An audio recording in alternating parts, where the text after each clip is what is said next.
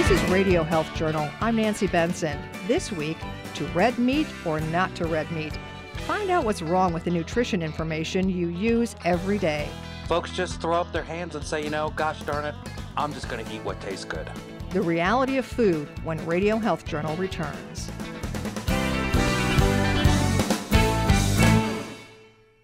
I'm Reed Pence, the producer and host of Radio Health Journal. If you like listening to Radio Health Journal, you'll also like our sister show, Viewpoints, which covers a wide array of topics from education to history to the environment. Here's a preview of what they're covering this week on Viewpoints. I always tell people to go to Fenway Park. It's historic. It's been around for over 100 years. It's still really great to look at. It's quirky. It's a cool vibe around the ballpark. Getting back to the great American pastime, baseball at the ballpark. Then they would lie about their positions.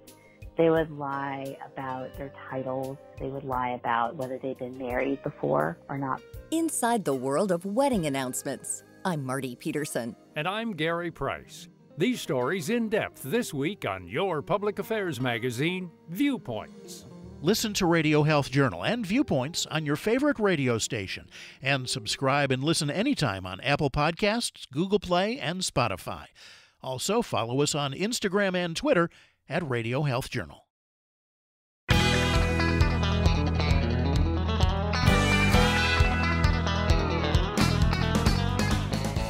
You've always heard the saying, you are what you eat, but with so much information today, people are confused.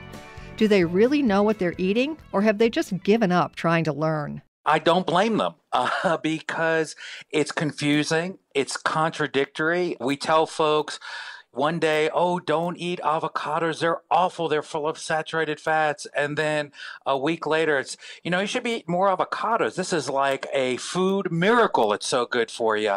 And so it's just confusing. It's all over the place. The data is very inconsistent for a lot of reasons.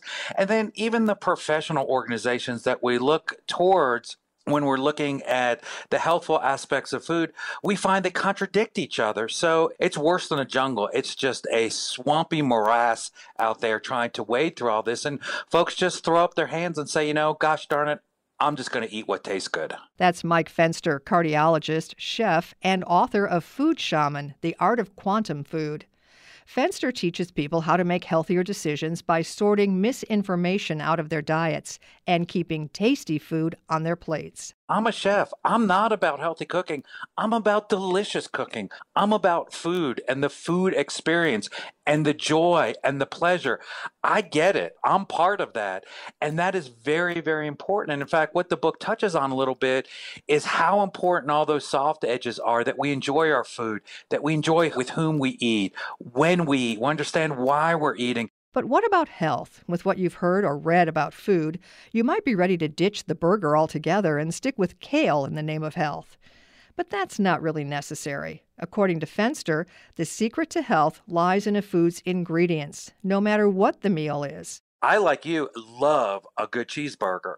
But when I get some heirloom beef from a grass-finished steer and I mix that with real aged cheddar, that is a very different offering in terms of food than getting something that has 36 additives made from pink slime at a drive-through on a bun that has added sugars and oils, etc. Yet, when we look at how these foods are categorized, those two things are lumped together, but they're nowhere near the same type of food item. According to Fenster, there's something much more important to consider for your next meal. If I had to sum it up in a soundbite, it would be we need to start looking at quality, not categories. And for 50 years, they've been telling us about saturated fats and RDAs and a vegan diet and a paleo diet and a gluten-free diet, when what we really need to look at is quality of foods, not categories of foods. Fenster says chefs have played a big role in getting people to eat and appreciate high-quality ingredients. Price is one of the biggest concerns people have when it comes to buying meals, but a higher price isn't always a bad thing. Well, that organic, free-range heritage chicken costs more than the industrially processed bird. Sure does, but when I break it down and I save the carcass and then I make my own stock from the leftover tops of the organic carrots, as we do in a professional kitchen, then we start to see huge amounts of savings. And that's how we run a professional kitchen like that. Even if we do end up saving money over time from purchasing high-quality food, we still live in a fast-paced world. Processed foods take little to no time to prepare, making it easy for some people to shrug in the face of a healthy, home-cooked meal with fresh ingredients. There's a little bit of how to plan in the kitchen. We plan vacations, we plan our finances, we plan what we're going to do this weekend, we plan when we're going to go to the movies. And yet when it comes to our meals, we put less thought into it than picking out a cell phone. And we become addicted to a convenience culture where it's an afterthought and I'll just go through the drive-through and get this or that. So we have to come home to the kitchen, as it were. But eating should be more than just grabbing a quick bite. It's about nourishing our body. One thing Fenster has started paying more attention to in the last 5 years is the bacteria in our intestines. The bacteria help us break down food and are essential to our health. I devoted a whole huge new chapter for it because there's so much information. And what we are finding is that this is essentially the best way to think of it is it's an organ. Just like a pancreas, like a heart, like a brain, these bacteria influence us and influence our health in so many ways. So, using the right ingredients does more than just improve physical health, save money, and leave our taste buds satisfied. It helps these bacteria in our guts, which may even improve mental health. The bacteria in the gut can secrete over 50 known neurotransmitters. We've all heard of serotonin. That's the happy juice that makes us happy. And when somebody's depressed, Big Pharma makes a pill that makes you have more serotonin. And lo and behold, when we eat the proper foods and we have the proper gut bacteria, they produce serotonin that gets into our brain, and literally the bacteria are making us happy. You may have never thought about your gut health, but Fenster says it's not too late to start. One is you can get some good probiotics or symbiotics, as it were, which will help kind of jumpstart the process. But to maintain it, you have to do a very simple thing, which is eat high quality foods and real foods, authentic foods, organic foods. And why is that? Because we have to remember that these bacteria have co-evolved with us over millions of years to co-metabolize the foods we were meant to eat.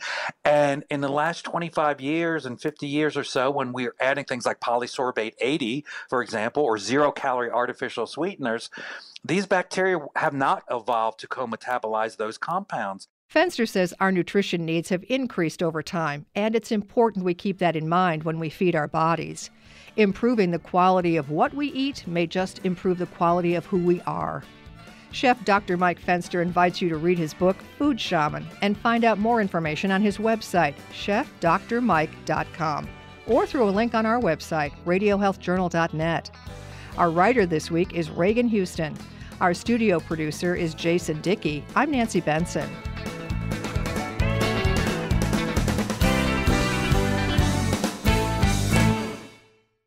Radio Health Journal returns in just a moment. Summertime offers the opportunity to refocus on lifestyles that promote health, including more outdoor activity and eating more fresh, seasonal foods. Fruit is the perfect summer snack, and heart-healthy grapes are a smart choice, according to dietitian Courtney Romano, health advisor to the California Table Grape Commission. When it comes to snacking, fresh grapes are always a great choice. They're healthy and hydrating with a juicy pop of flavor, and always ripe and ready to eat when you buy them. A smart alternative to processed snacks that come with added salt, fat, and sugar. Try freezing grapes for an all-natural frozen treat.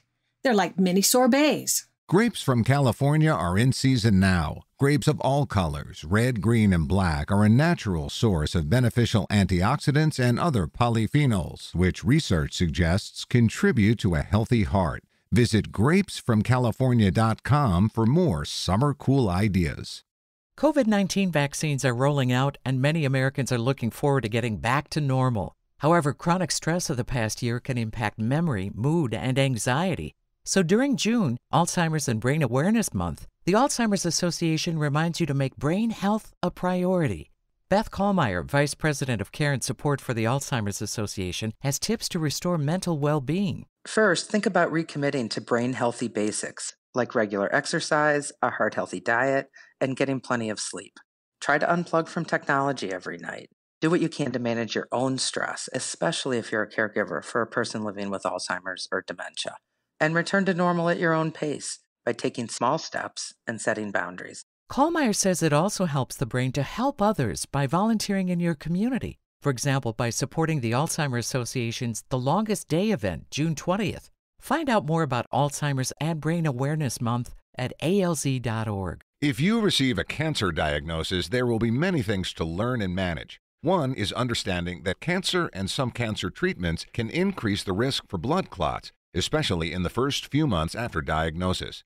Dr. Alok Khurana, professor of medicine, Cleveland Clinic Lerner College of Medicine, says it's important to create a plan to protect your health. Make sure your cancer doctor knows if you have a family history of blood clots and that you recognize the signs and symptoms of blood clots. Signs of a blood clot in the leg or arm include pain and swelling with skin that's warm to the touch, red, or discolored. Signs of a blood clot in your lung are difficulty breathing, chest pain that worsens with a deep breath, coughing up blood, and a faster than normal or irregular heartbeat. 1 in 5 blood clots are associated with cancer. Knowing your risk, signs, and symptoms will help to protect your health. Learn more from the CDC and the National Blood Clot Alliance at stoptheclot.org/spreadtheword. Birds are chirping, flowers are blooming, and your allergy symptoms are knocking you out once again. If every year you dread warmer weather because you can't seem to get ahead of your allergy symptoms, and if you feel as though you've tried every medication in your local pharmacy, it may be time to see an allergist. Dr. Luz Fonisher, president of the American College of Allergy, Asthma, and Immunology, says sometimes over-the-counter medications just don't cut it. Allergists are trained to work with you to get allergy and asthma symptoms under control. They can do testing to diagnose exactly what you're allergic to and also determine if treatments such as immunotherapy in the form of allergy shots or tablets might be effective. Allergists are also asthma specialists. Many people don't know that asthma is often connected to your allergies. If your allergies are making you miserable and you need expert help, find an allergist near you. The American College of Allergy, Asthma, and Immunology has an allergist locator on their website at acaai.org. And that's Radio Health Journal for this week. Radio Health Journal is a production of MediaTrax Communications. Follow us on Twitter, Facebook, and Instagram to learn more. And check Apple Podcasts, Google Play, and Spotify for a library of past programs. Plus, you'll always find previous segments and information about our guests at radiohealthjournal.org. Join us again next week for another edition of Radio Health Journal. Coming up next week on Radio Health Journal. Our society did what it had to do, a very serious health condition. But now we have to deal with the consequences. How widespread mask use has impacted language development in children. Then how air pollution near refineries may threaten hundreds of thousands of their neighbors. Over a 2-week period, you saw benzene at levels that you're not supposed to be exposed to even for 10 hours without wearing respirators. All that and more on Radio Health Journal.